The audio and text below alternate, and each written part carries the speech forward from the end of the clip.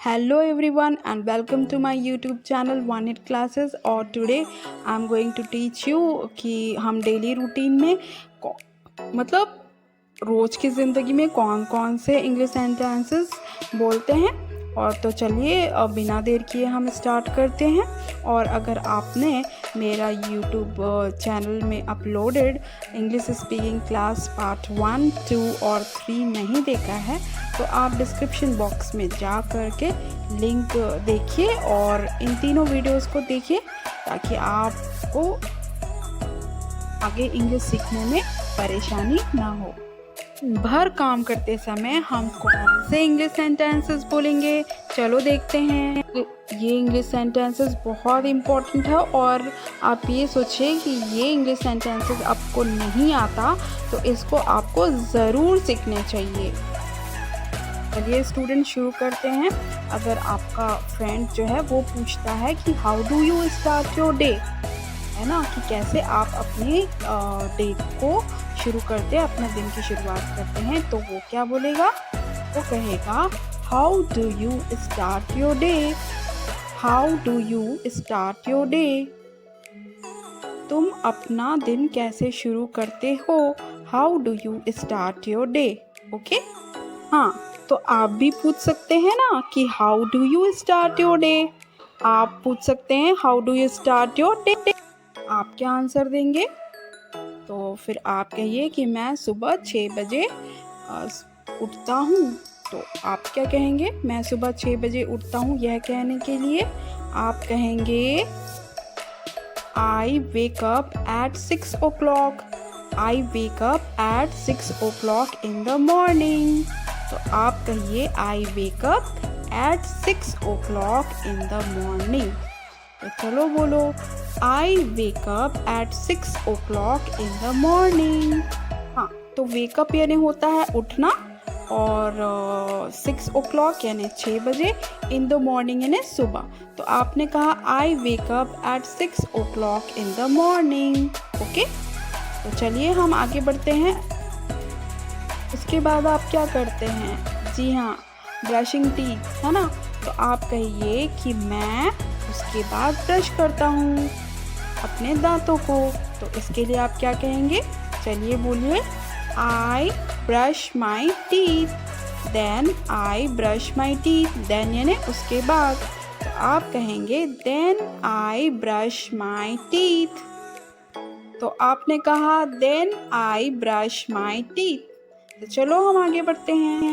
तो चलो नहा लेते हैं। तो आप कहिए उसके बाद मैं नहाता हूँ। तो उसके बाद मैं नहाता हूँ, इसके लिए आपको क्या बोलना पड़ेगा? Simple, then I take bath.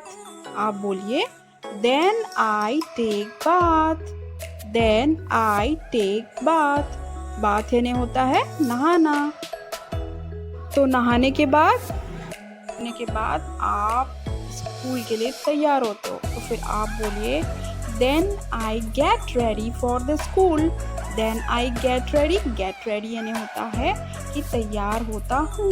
तो आपको कहना है then I get ready for the school. तो इट्स वेरी सिंपल, बोलिए then I get ready for the school. तो गेट रेडी का मतलब होता है तैयार होता हूँ।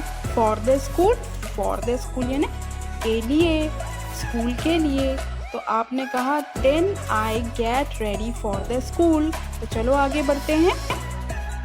तो नाश्ता करना है ना, तो फिर आप कहो देन आई टेक ब्रेकफास्ट।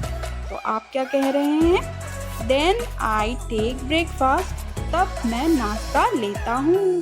तो इट्स वेरी सिंपल, आप बोलो then I take my breakfast. Then I take my breakfast. Breakfast यानी होता है सुबह का नाश्ता। Then I take my breakfast. अब आप क्या करते हो? अपने बुक्स और कॉपीज़ को अपने बैग में रखते हो। तो क्या कहोगे आप? तो उसके लिए कहो then I keep books and copies in my bag. तो आपने क्या कहा? Yes, then I keep books and copies in my bag. So simple. और अब आप बोलिए उसके बाद मैं स्कूल जाता हूँ। तो फिर आपको क्या बोलना है? Then I go to school. तो आप बोलिए then I go to school. तो आपने कहा then I go to school. और ये भी बोल सकते हैं कि then I go to office. Then I go to office. हाँ, और स्कूल जाके आप क्या करते हो? पढ़ाई। तो आपको बोलना है तब मैं स्कूल में पढ़ता हूँ। तो उसके लिए आप बोलिए then I study at school. Study करना मतलब पढ़ाई करना। ओके, तो आप बोलिए then I study at school. Okay, so simple. Then I study at school. और भाई स्कूल जाके तो वापस भी आना है ना, तो चलिए नेक्स्ट सेंटेंस क्या होगा? Then I return from the school. Then I return का मतलब होता है वापस आता हूँ। तो आप बोलिए then I return from school. तो आपने कहा then I return from school. और अब भूख लग गई तो आपको दोपहर का खाना है ना, तो आपको लंच लेना है। तो आप क्या बोलेंगे? अब मैं अपना लंच लेता हूँ, दोपहर का खाना लेता हूँ। तो उसके लिए वो सिंपल, अब आप बोलिए then I take my lunch. तो आपने कहा then I take my lunch. उसके बाद मैं दोपहर का खाना खाता हूँ। और स्कूल से जाने के बाद बाहर जाता हूँ। तो आप बोलिए then I go out. Then I go out यानी मैं तब बाहर जाता हूँ। Then I go out. तो बोलो then I go out. School से वापस आने के बाद आपका खेलने का मन करता है, तो आप कहेंगे कि उसके बाद मैं खेलता हूँ। तो उसके बाद बोलना है आपको then I play football. Then I play football मतलब मैं उसके बाद फुटबॉल खेलता हूँ। Then I play football. तो बोलिए देन आई प्ले फुटबॉल। चलो अब बहुत खेल लिए, तो अब घर वापस जाएं। तो आप बोलिए then I come to home. आप बोलिए देन आई कम, तब मैं आता हूँ, टू होम वापस घर। तो then I come to home. बोलिए then I come to home. हाँ, और घर आके क्या करता हूँ? होमवर्क। तो आप बोलिए then I do my homework. आपको कहना है then I do my homework. It's very simple. Then I do तब मैं करता हूँ माई होमवर्क, अपना होमवर्क। तो आपने कहा then I do my homework. उसके बाद मैं अपनी माँ को हेल्प करता हूँ। तो उसके लिए आप क्या बोलेंगे? Then I help my mother. Then I help my mother. Okay, तो इट्स सो सिंपल। आप बोलिए then I help my mother. हाँ, और पता है कि आप अब थक गए हो और ज़्यादा काम नहीं कर सकते, तो आप कहेंगे कि अब मैं सोने जाता हूँ। तो आप कह रहे हो ना कि तब मैं सोने जाता हूँ, तो आप क्या कहेंगे? Then I go to sleep. तो बोलिए then I go to sleep. Then I go to sleep, तब मैं सोने जाता हूँ।